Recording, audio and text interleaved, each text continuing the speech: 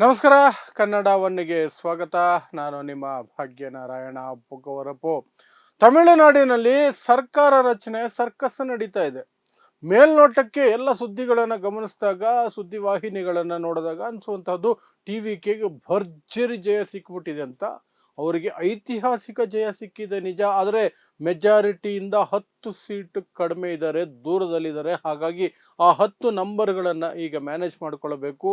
ಆ ಸನ್ನಿವೇಶದಲ್ಲಿ ಎಐಎಡಿಎಂಕೆಯಲ್ಲಿ ದೊಡ್ಡ ಬಿರುಕು ಬಿದ್ದಿದೆ. ಟಿವಿಕೆಗೆ ಸಪೋರ್ಟ್ ಮಾಡಬೇಕಾ ಬೇಡವಾ ಅನ್ನೋ ವಿಚಾರಕ್ಕಾಗಿ. ಸೊ ಅದು ಇಬ್ಬಾಗವಾಗುವ ಹೊಸ್ತಿಲಿನಲ್ಲಿ ನಿಂತಿದೆ. ಸೊ ಅದರ ಇಬ್ಬಾಗದ ಸನ್ನಿವೇಶವನ್ನು ವಿವರಿಸುವಂತಹ ಪ್ರಯತ್ನ ಮಾಡ್ತೀನಿ. ಪ್ಲಸ್ ಟಿವಿಕೆಗೆ ಇಲ್ಲಿಯವರೆಗೆ ಕಾಂಗ್ರೆಸ್ ಸಹಿತ ಯಾವೆಲ್ಲ ಪಕ್ಷಗಳು ಸಪೋರ್ಟ್ ಮಾಡಿದವೆ ಮತ್ತು ಕಾಂಗ್ರೆಸ್ ಹಾಕಿರುವಂತಹ ಒಂದು ಸೈದ್ಧಾಂತಿಕ ಷರತ್ತು ಅದು ಏನು ಅನ್ನೋದನ್ನು ಸಹ ವಿವರಿಸುವಂತಹ ಪ್ರಯತ್ನವನ್ನು ಮಾಡ್ತೀನಿ. ಸೊ ಮೊನ್ನೆ ತಮಿಳುನಾಡಿನ ಚುನಾವಣೆಗಳ ಫಲಿತಾಂಶಗಳು ಹೊರಗಡೆ ಬಂದಾಗ ಒಂದು ಪವಾಡ ನಡೆದುಬಿಟ್ಟಿತ್ತು. ಆಕ್ಸಿಸ್ ಮೈ ಇಂಡಿಯಾ ಅನ್ನುವಂತಹ ಒಂದು ಸಂಸ್ಥೆ ನಡೆಸಿದ ಸರ್ವೆ ಬಿಟ್ಟು ಬೇರೆ ಯಾರೂ ಸಹ, ನನ್ನ ಪ್ರಕಾರ ಟಿವಿಕೆ ಸಪೋರ್ಟರ್ಸು ಸ್ವತಃ ವಿಜಯ್ ಸಹ ಊಹೆ ಮಾಡದ ರೀತಿಯಲ್ಲಿ ಟಿವಿಕೆಗೆ ಸೀಟುಗಳು ಬಂದ್ಬಿಡ್ತು. 108 ಸೀಟು ಬಂದಿದೆ 234ರಲ್ಲಿ.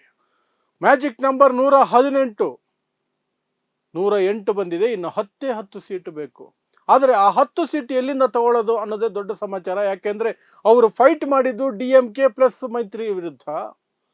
ಎಐಎ ಪ್ಲಸ್ ಡಿಎಂಕೆ ಜೊತೆಯಲ್ಲಿ ಬಿಜೆಪಿ ಇದೆ. ಹಾಗಾಗಿ ಟಿವಿಕೆಗೆ ಸೈದ್ಧಾಂತಿಕ ಶತ್ರು ಬಿಜೆಪಿ ನಮಗೆ ಅಂತ ಮೊದಲೇ ಅನೌನ್ಸ್ ಮಾಡ್ಕೊಂಡಿದ್ದಾರೆ. ಬಿಜೆಪಿ ಅನ್ನೋದು ಫ್ಯಾಸಿಸ್ಟ್ ಪಕ್ಷ ಅಂತ ಕರೆಯುತ್ತೆ ಟಿವಿಕೆ. ಡಿಎಂಕೆನ ಪಾಯ್ಸನಸ್ಸು, ಅದು ಫ್ಯಾಸಿಸ್ಟು ಪಾಯ್ಸನಸ್ಸು. ಮತ್ತು ಅವರಲ್ಲಿ ಒಳ ಒಪ್ಪಂದಗಳಿದ್ದಾವೆ ಅಂತ ವಿಜಯ್ ಆಗಾಗ ಆರೋಪ ಮಾಡಿಕೊಂಡೇ ಬಂದಿದ್ದಾರೆ. ಈಗ ಎಐಎಡಿಎಂಕೆ ಹತ್ರ ಹೋಗಿ ಸಪೋರ್ಟ್ ಕೇಳೋದ್ರಲ್ಲಿ 2 ಸಮಸ್ಯೆಗಳಿರ್ತವೆ. ಒಂದು, ಎಐಎಡಿಎಂಕೆ ಬಹಳ ದೊಡ್ಡ ಪಕ್ಷ, ಅದರಲ್ಲಿ 47 ಜನ MLAಗಳು ಗೆದ್ದಿದ್ದಾರೆ. ಅಷ್ಟು ದೊಡ್ಡ ಪಕ್ಷ ನೀವು ತಗೊಂಡು ಏನು ಮಾಡೋದು? ಮಿನಿಸ್ಟ್ರಿ ಹಂಚಿಕೆಯಲ್ಲಿ ದೊಡ್ಡ ಸಮಸ್ಯೆ ಆಗ್ಬಿಡುತ್ತೆ. ಹಾಗಾಗಿ ಟಿವಿಕೆನೇ ಹಿಂಜರಿತು. ಡಿಎಂಕೆ ಹತ್ರ ಹೋಗಿ ಸಪೋರ್ಟ್ ಕೇಳಕ್ಕಾಗಲ್ಲ. ಹಾಗಾದರೆ ಯಾರನ್ನ ಕೇಳಬಹುದು? ಡಿಎಂಕೆ ಎಐಎಡಿಎಂಕೆ ಹೊರತುಪಡಿಸಿ ಅವರ ಜೊತೆ ಮೈತ್ರಿಯಲ್ಲಿರುವ ಸಣ್ಣ ಪಕ್ಷಗಳಿದಾವಲ್ಲ, ಕಡಿಮೆ ಸೀಟ್ ಗೆದ್ದಿರೋವು, ಅವುಗಳ ಬಳಿ ಹೋಗಬೇಕು ಅಂತ ಒಟ್ಟಿನಲ್ಲಿ ಏನೋ ಒಂದು ಲೆಕ್ಕಾಚಾರಗಳಾಗಿ ಸುಮಾರು 123ರವರೆಗೆ ಟಿವಿಕೆದು ನಂಬರ್ಸ್ ಈಗ ಹೋಗಿದೆ ಅನ್ನುವಂಥದ್ದು ಸುದ್ದಿ. ಹೇಗೆ? 108 ಟಿವಿಕೆ, 5 ಕಾಂಗ್ರೆಸ್ಸು. ಷರತ್ತುಬದ್ಧವಾದಂತಹ ಸಪೋರ್ಟ್ ಅಂತ ಕಾಂಗ್ರೆಸ್, ಆ ಷರತ್ತನ್ನು ಆಮೇಲೆ ಹೇಳ್ತೀನಿ. PMK 4, IUML 2, CPIM 2, CPI 2, ಒಟ್ಟಾರೆಯಾಗಿ 123. ಇದರಲ್ಲಿ ಕಾಂಗ್ರೆಸ್ ಷರತ್ತು ಅಂತ ಹೇಳಿದ್ನಲ್ಲ, ಸೈದ್ಧಾಂತಿಕ ಷರತ್ತು, ಅದೇನು ಅಂತಂದ್ರೆ ಮತೀಯವಾದವನ್ನು ಬೆಂಬಲಿಸುವಂತಹ, ಕೋಮುದ್ವೇಷವನ್ನು ಬಿತ್ತುವಂತಹ ಯಾವುದೇ ಶಕ್ತಿಗಳ ಜೊತೆ, ಪಕ್ಷಗಳ ಜೊತೆ ಮೈತ್ರಿ ಮಾಡಿಕೊಳ್ಳಬಾರದು ಅಂತ ಕಾಂಗ್ರೆಸ್ ಷರತ್ತು ಹಾಕಿದೆ. ಅದು ಟಿವಿಕೆ ಒಪ್ಕೊಂಡಿದೆ ಅಂತ. ಯಾಕಂದ್ರೆ ಟಿವಿಕೆ ಆರಂಭದಿಂದಲೂ ಸಹ ವಿಜಯ್ ಹೇಳ್ಕೊಂಡು ಬಂದಿದ್ದು, ಮತೀಯವಾದವನ್ನು ನಾವು ಯಾವತ್ತೂ ಬೆಂಬಲಿಸೋದಿಲ್ಲ, ಕೋಮುವಾದವನ್ನು ನಾವು ಯಾವತ್ತೂ ಬೆಂಬಲಿಸೋದಿಲ್ಲ. ಬಿಜೆಪಿ ಧರ್ಮದ ಹೆಸರಿನಲ್ಲಿ ಜನರನ್ನ ಒಡೆಯುತ್ತೆ, ಅದೊಂದು ಫ್ಯಾಸಿಸ್ಟ್ ಪಕ್ಷ ಅಂತ ಟಿವಿಕೆ ಹೇಳ್ಕೊಂಡೇ ಬರ್ತಿದೆ. ಹಾಗಾಗಿ ಈ ಷರತ್ತು, ಕಾಂಗ್ರೆಸ್ಸಿನ ಈ ಷರತ್ತು ಈ ಸಂದರ್ಭದಲ್ಲಿ ದೊಡ್ಡ ಸಮಸ್ಯೆ ಆಗಲಾರದು ಟಿವಿಕೆಗೆ. ಸೊ ಆಲ್ಮೋಸ್ಟ್ 123 ಆಗಿದೆ. ಬಟ್ ಈ 123 153 ಆಗೋ ಎಲ್ಲ ಸಾಧ್ಯತೆಗಳು ಇದಾವೆ. ಯಾಕೆ ಅಂತಂದ್ರೆ ಎಐಎಡಿಎಂಕೆ ಇದೆಯಲ್ಲ, ಅದು ಟಿವಿಕೆಗೆ ಸಪೋರ್ಟ್ ಕೊಡುವಂತಹ ವಿಚಾರದಲ್ಲಿ, ಟಿವಿಕೆಯನ್ನ ಬೆಂಬಲಿಸುವ ವಿಚಾರದಲ್ಲಿ ಇಬ್ಬಾಗವಾಗುವ ಸನ್ನಿವೇಶಕ್ಕೆ ಬಂದು ಕುಳಿತಿದೆ. ಎಐಎಡಿಎಂಕೆ ಅತಿ ದೊಡ್ಡ ನಾಯಕ ಪಳನಿಸ್ವಾಮಿ, ಮಾಜಿ ಮುಖ್ಯಮಂತ್ರಿ ಎಡಪ್ಪಾಡಿ ಪಳನಿಸ್ವಾಮಿ, ಅವರ ಕಡೆ ಕೇವಲ 17 ಜನ MLA ಇರೋದಂತೆ. ಅವರಿಗೆ ಟಿವಿಕೆ ಜೊತೆ ಹೋಗೋದು ಇಷ್ಟ ಇಲ್ಲ. ಯಾಕಂದ್ರೆ ಅವರ ಅಸ್ತಿತ್ವ ಕಳೆದು ಹೋಗುತ್ತೆ, ಅವರ ಅಸ್ತಿತ್ವಕ್ಕೆ ಅರ್ಥನೇ ಇಲ್ಲದೆ ಹೋಗ್ಬಿಡುತ್ತೆ ಟಿವಿಕೆ ಜೊತೆ ಹೋದ್ರೆ. ಆದರೆ 47ರಲ್ಲಿ ಇನ್ನು 30 ಜನ ಏನಿದ್ದಾರೆ ಎಐಎಡಿಎಂಕೆ MLAಗಳು, ಅವರೆಲ್ಲರೂ ಸಹ ಟಿವಿಕೆಗೆ ಸಪೋರ್ಟ್ ಮಾಡೋದರ ಪರವಾಗಿದ್ದಾರಂತೆ.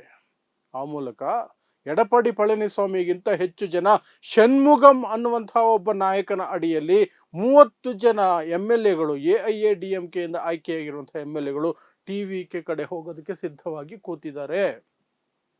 ಅಲ್ಲಿಗೆ 123 + 30 153 ಆಗೋ ಸಾಧ್ಯತೆಗಳಿದ್ದಾವೆ ಟಿ ವಿ ಕೆಗೆ ಸಪೋರ್ಟ್ ಮಾಡುವಂತಹ ನಂಬರ್ಗಳು. ಆದರೆ ಅದು ನಿಜವಾಗ್ಲೂ ಆಗುತ್ತಾ ಗೊತ್ತಿಲ್ಲ. ಯಾಕೆಂದರೆ 30 ಜನ ಹೋಗೋದಾದರೆ 30 ಜನ ಮಾತ್ರ ಹೋಗೋದಾದರೆ ಅಲ್ಲಿ ಪಕ್ಷಾಂತರ ನಿಷೇಧ ಕಾಯ್ದೆ ಅಡ್ಡಿ ಬರುತ್ತೆ.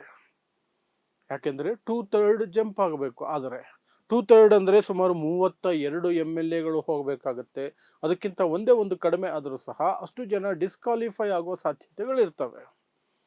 ಸೊ ಹೋಗ್ತಾರಾ ಹೇಗೆ, ಈಗಲೇ ತುಂಬ ಪ್ರೈಮರಿ ಸ್ಟೇಜ್ ಇದು, ಗೊತ್ತಿಲ್ಲ. ಆದರೆ ಅಂತಹ ಸನ್ನಿವೇಶ AIADMKಗೆ ಒದಗಿ ಬಂದಿದೆ. ಅವರು ಕಿತ್ತಾಡ್ತಾ ಇದ್ದಾರೆ.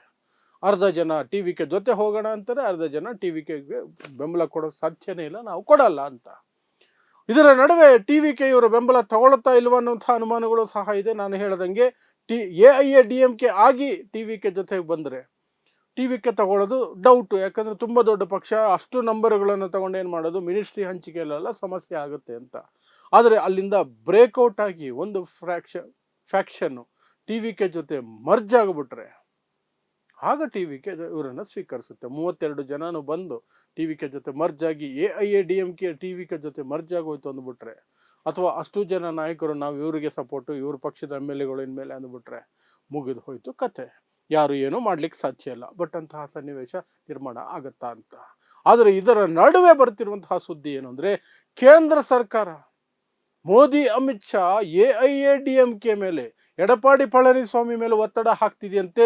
ನೀವು ಒಟ್ಟಾರೆ ಎಲ್ಲ 47 ಜನನು ಹೋಗಿ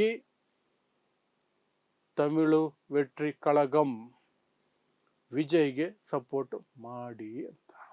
ಯಾಕೆಂದರೆ ಮುಂದಕ್ಕೆ ನೀವು ಈಗ ಪಾರ್ಟ್ನರ್ಸು, ನಾವು ಸ್ವಲ್ಪ ದಿನ ಸೈಡಲ್ಲಿ ಇರ್ತೀವಿ. ಮುಂದಕ್ಕೆ TVK ಜೊತೆ BJPನೂ ಸಂಪರ್ಕ ಬೆಳೆಸ್ಕೊಳ್ಬಹುದಲ್ಲ, AIADMK ಜೊತೆ ಮೈತ್ರಿ ಇದೆ ಅನ್ನೋದು BJPಯ ಲೆಕ್ಕಾಚಾರ ಮತ್ತು ಆಸೆ. ಯಾಕಂದರೆ BJP ಮೊದಲಿನಿಂದಲೂ ಸಹ ತಮಿಳುನಾಡಿನಲ್ಲಿ ಒಂದು ಸ್ಟ್ರಾಂಗ್ ಮೈತ್ರಿಯನ್ನು ಹುಡುಕ್ತಾ ಇದೆ. ಅದು ಇಲ್ಲಿವರೆಗೆ ಸಾಧ್ಯ ಆಗಿಲ್ಲ. ರಜನಿಕಾಂತ್ ಕಡೆ ನೋಡಿದ್ರು ಸಾಧ್ಯ ಆಗಿಲ್ಲ. BJPಗೆ ಅಣ್ಣಾಮಲೈ ಅನ್ನುವಂತಹ ಪೊಲೀಸ್ ಆಫೀಸರ್ನ ಕರ್ನಾಟಕದಿಂದ ಎತ್ತಾಕೊಂಡು ಹೋಗಿ ಏನೋ ಮಾಡೋಕ್ಕೆ ನೋಡಿದ್ರು, ಅದು ಸಾಧ್ಯ ಆಗಲಿಲ್ಲ. ಏನೇ ಮಾಡಿದ್ರು ತಮಿಳುನಾಡಿನಲ್ಲಿ ಏನು ಮಾಡೋಕ್ಕಾಗ್ತಿಲ್ಲ. ಈ ಬಾರಿ ಒಂದೇ ಒಂದು MLA ಗೆದ್ದಿದ್ದಾರೆ, ದೃಷ್ಟಿ ಬಿಟ್ಟಿದ್ದಂಗೆ. BJP ಕಡೆಯಿಂದ ಒಂದೇ MLA.